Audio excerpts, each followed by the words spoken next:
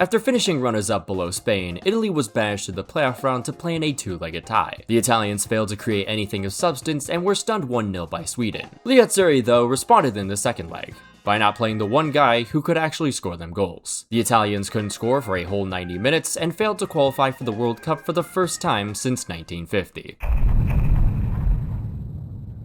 After fumbling their chances of sealing the group and then failing to score versus Northern Ireland of all teams, Italy was once more banished to the playoff round where they'd have to beat CR7's Portugal to qualify. But first, a semi versus North Macedonia, which the Italians completely overlooked, and they paid the ultimate price for that. And for a second straight time, the four-time champs failed to qualify for the World Cup. By the way, if you want a more in-depth explanation of these two campaigns, I made a whole hour-long video essay about it. Check it out.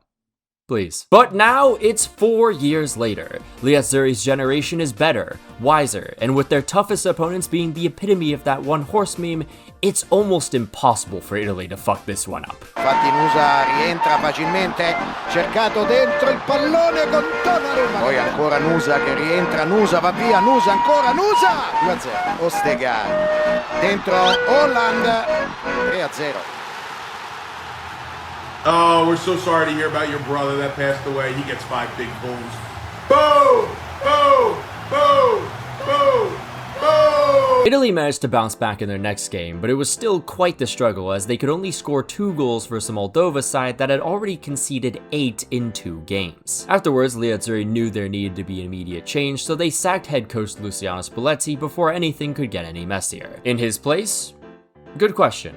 Because no one wanted this shitty-ass job. So that left the FIGC to scrape the absolute bottom of the barrel. Daniele De Rossi, who had just been sacked by Roma a year prior. Gennaro Gattuso, not a bad choice, not exactly a first one though. Sometimes maybe good, sometimes maybe shit. Finally, there was Fabio Cannavaro, who couldn't even win the Croatian league with the most decorated club in the entire country. And in the end, the FIGC chose Gennaro Gattuso to save this crumbled empire. And it looked to be the right choice, as Italy mauled through Estonia 5-0 to begin his tenure. Unfortunately for Gattuso, some of his players turned out to be Mossad agents in disguise, as an own goal sets Italy back early on versus the genocide merchants. Nonetheless, Moise Kean manages to crack open the opposition's only legal form of a blockade ever and equalizes before the break. Into the second half though, Italy forgets 50 years of defensive philosophy in just 10 seconds and concede again. However, just 2 minutes later, Moise Kean comes to the rescue once more. Very anti-Semitic of him. From there though, Italy would pull away, and by the 80th minute, this match was sealed with a 4-2 lead. But again, the Italian defense wasn't done being anything besides Italian, as in just a matter of 2 minutes, they produced horrors that would leave nonas and nonos everywhere rolling in their graves. Are we being for real, Italy? Like, Norway, I get it, but these guys? Come on. You know what, fair enough. And so thanks to Tonali awakening the inner Pirlo in him, Italy escaped a 9-goal thriller to stay within reach of Norway. The next month saw Italy extend their win streak to 5 after beating Estonia, and then making easy work of the genocide merchants to send them officially packing. But then in November, Liazzurri struggled again versus Moldova as it took until the 88th minute to find a breakthrough versus a team that had just conceded 11 versus Norway.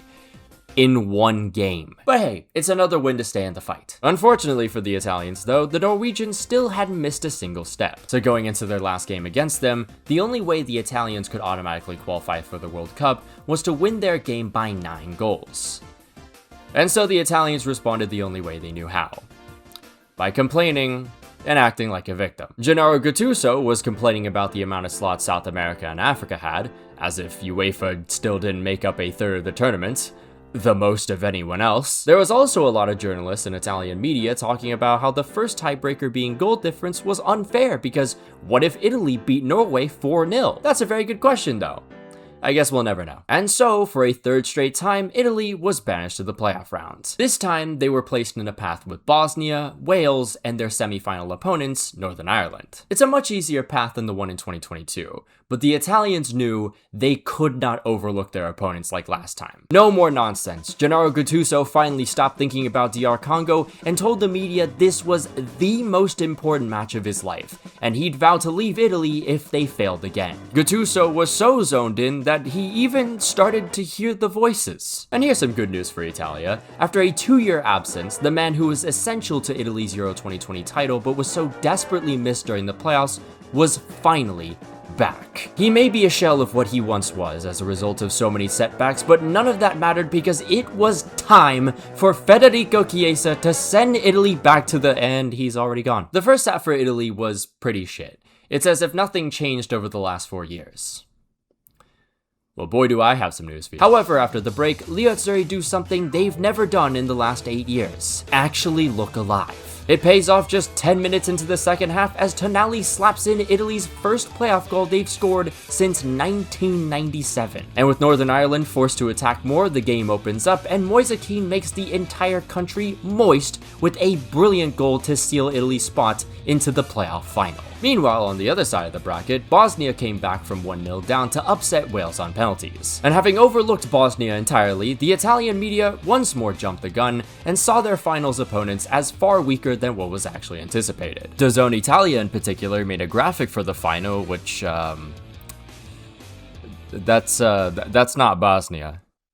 Actually, that might be the worst possible mistake they could have made. But that's just the stupid media, okay? We're focused on the team, and the team knows way better than to not do any of this.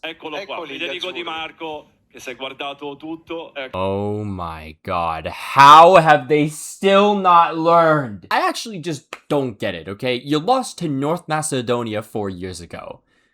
Did you just spend the entire 4 years jerking each other off? I don't get it. Anyways, with the hopes of an entire nation on their shoulders, which included AI children apparently, this was Italy's chance to return to the World Cup for the first time in 8 long years. 14 minutes in, a golden opportunity presents itself to Italy, and unlike 2022, Liazzurri take full advantage of the moment and put the ball in the back of the net.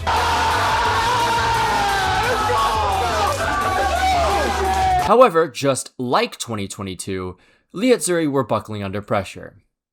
Again. Following that goal, Italy were absolutely dominated by Bosnia. This shit genuinely looked like it was Donnarumma versus everyone else, with the way his teammates were playing scared pretty much. Need I remind you, some of these players were celebrating this matchup. But things were about to get so much worse. Minutes before the end of the half, defender Alessandro Bastoni full-on crumbles under pressure and is sent off for a challenge he really did not need to make. But now down to 10 men, the rest of the team started crumbling as they were constantly hounded on every sequence imaginable, with the opposition's lack of finishing and the heroics of Donnarumma being the only thing saving them from absolute disaster. But hold on a moment, there's an opportunity against the grain. Italy could seal it right here, right now. Anyways, back to our regularly scheduled programming of Italy crumbling on live TV. Donnarumma continues to fight for his life, but he can only do so much, and the Italians finally concede the equalizer in the 78th minute. The game then goes scoreless throughout the rest of the 90, so we go into extra time, where Italy averaged 17% of the possession.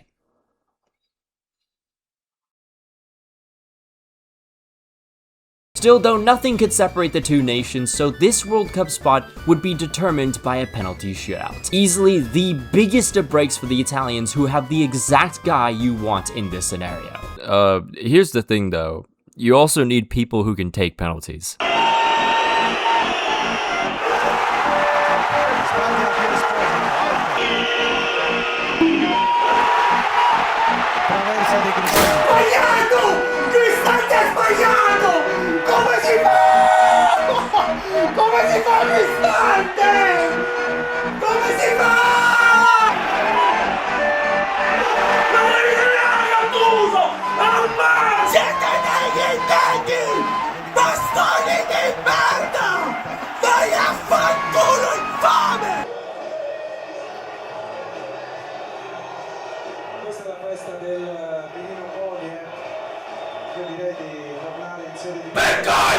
And so for a third straight time now, Italy have failed to qualify for the World Cup and have still not learned anything. But I'm not just talking about the spineless victimhood mentality with an arrogance that is fueled by grand delusions. I mean everything. Since the 2000s. Oh, sorry, what's that? Clubs are generating piles of debt they actually can't pay off? Don't worry about it. Just spend more money so you can cover the losses with silverware. Sorry, what's that? Not winning anymore, and also the Eurozone crisis is making things so much worse? don't worry about it, okay? There's still the Serie A TV deal. Oh, what's that? The core is getting older and there's barely any young talents to replace them? Is that what I'm hearing? Oh, sorry. I was too busy loaning out one of our youngsters to a club in Serie C. Will he be coming back? I mean, yeah, but then we'll just send him to a club in Serie D. This is the reality, though. This has been Italian football culture over the last few decades. Nothing's changed in every single aspect. The facilities are shit, the tactics being used are outdated, the youth development is so ass that Italians on one of the youngest teams in their domestic league have seen just 1 minute. That team, by the way, is currently in a Champions League spot over the likes of Juve, Roma, and Lazio. And the majority of this is because of the people at the top. Right after failing to qualify for a second straight time in his tenure as president, Gabriele Gravina did not resign immediately. But it's so much worse because in the Federation's last presidential election in 2025, Gravina won 98.7% of the votes. This federation is being held in a stranglehold by politics and special interests that prevent any kind of reform to be done. A prime example of this is when legend Roberto Baggio was a sporting director for the FIGC in the 2010s. He had many ideas to reform youth development in the country, but was constantly ignored. So he left right before the 2014 World Cup. The only way Italy's going to be able to reach the heights of what once was is if they tear everything apart and rebuild. It's the only way. But seeing how this has been going on for decades, the fact that there's been no significant changes for decades, I don't know if there's really going to be any kind of change, because I cannot stress this enough as someone who has made a whole video essay about this, spent months researching about this. This program is beyond repair. Like, at this point, Italy, stop loving football, just become fans of baseball. You're a baseball country now. By the way, if I haven't mentioned already, if you want an even more in-depth explanation of the fall of the Italian national team, I made this whole hour-long video essay just for you. Please watch it. Please just watch it, okay? I put so much effort into it. It's insane, though. There's gonna be teens getting their driver's license who have never seen Italy play a single game in the World Cup. In fact, the last time this team appeared in a knockout stage game, Kosovo wasn't even independent yet. Michael Jackson was still alive. The fucking BlackBerry was still in fashion. And do you want to know who was the last player to score for Italy in a World Cup game? It was Mario Balotelli. Mario Balotelli. Also, just a quick side note, but why the fuck am I seeing people complaining about Haiti and Curacao qualifying? Listen, okay, Italy failed to qualify for the 2 tournaments that had 32 teams. The tournament then expanded to 48 teams, UEFA got 3 more slots, and Italy still didn't qualify. It ain't that deep. Also, no mentions about Sweden not winning a single game in the previous round and making it to the World Cup. Anyways, like I said before, the whole football scene is fucked. It's come to a point of no return. If there is some kind of return, it'll take probably 50 years for anything to actually happen. So Italians, you know, just spare yourself any kind of pain and just start watching baseball. Also, watch my hour-long video essay, please. Thank you. But what do you guys think? Is there any kind of hope for Italy? I'm gonna answer the question for you. No, there isn't. But of course, though, a massive shout out to all our members, including Janos Balash, and my before Janos Balash, German Sayu 7th, Jeremiah Owusu Ajamang Django, Anazir Makalongkom, Alex Rod, Kencher Gatra, Saint Terrence, Sylvia Citrus, Cheesebait, Winter Gel, Bin Likes Rugby More, Davox, The Portugizer, Wise Orange, Polo Protos, Fun Fan, A Ghostly Owl, Coney Wolves, Leakstab, Matanai, Apollo, Thrilling ADT13, Los Milos, Le James Braun, Vecino, Napside, Money Cash Hose, Fontavious Pork, Lilia Lover, Stewed Monk, Red Yellow, Fuxi, MXN, Harry Maguire's Love Toenail, Laquito, Thierry's Thoughts, Julian Alvarez Glazer 7, Kev C, Dominic Griffin, Kyler Krebs, Mohammed Altanib, Nish, Patrick Barley, Rashford God 5, Raspberry Ale, and Unbroken Persona. If you'd like to become a member on the channel, there'll be a link down below and up in the annotations. You can follow my Twitter if you want, follow my Instagram if you'd like, follow my Twitch because Arsenal are still in the Champions League and we will be doing some watch-alongs there, so don't miss out on those. But until then, I'll see you guys.